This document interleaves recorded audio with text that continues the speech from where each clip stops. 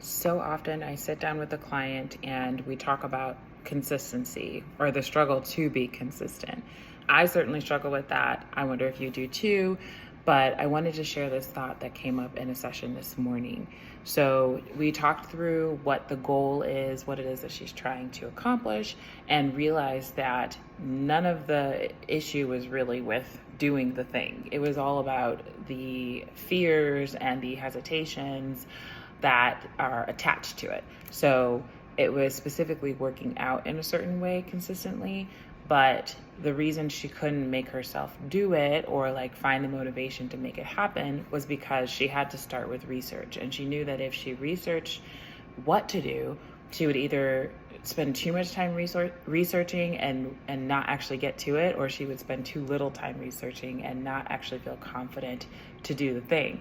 And so we were able to talk it through and sort of figure out what would best serve her to start today in like a small way with the knowledge she already has.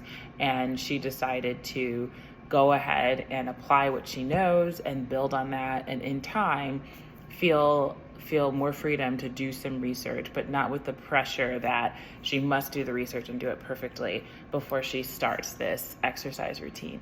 And so she walked away from the very short 20-minute session with an idea about what she wants to do, specifically how she wants to do it, how she'll hold herself accountable to do it. But we are hoping to see consistency over much time.